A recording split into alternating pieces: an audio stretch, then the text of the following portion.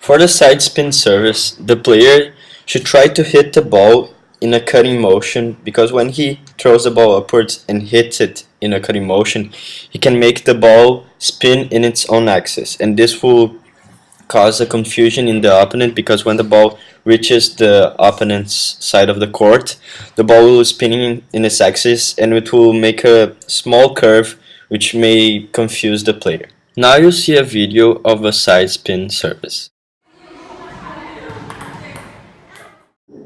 To do a successful forehand strike by the line, the player should first position himself in a favorable place in his court, preferably in the outermost part of one of the sides of his court, because then he can hit the ball doing an outward motion, causing the ball to go by the line, and also he can put a lot of power and make the ball go in a really high speed to the opponent's court, which will be then really difficult for the opponent to strike back the ball. And preferably, you should try to place the ball as far away from the opponent as you can, but also doing by the line.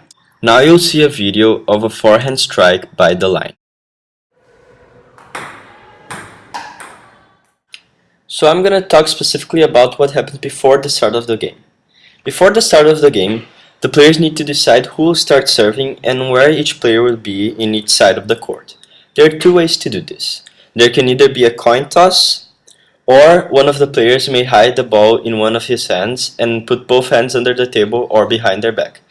And then the other player will choose one of the hands and see if he chose correctly where the ball was. Either ways, if the player wins the coin toss or chooses the hand that has the ball, he can decide three things.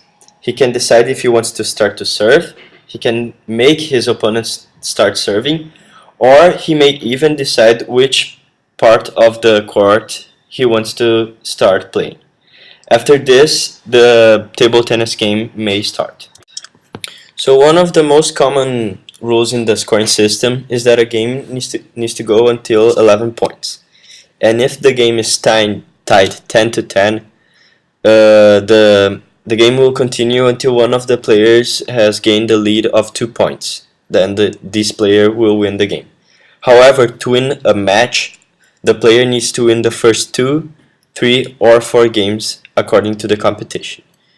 Also important to note is that the point goes obviously to the player that wins the rally, and that the score of the server is always announced first in the table tennis game.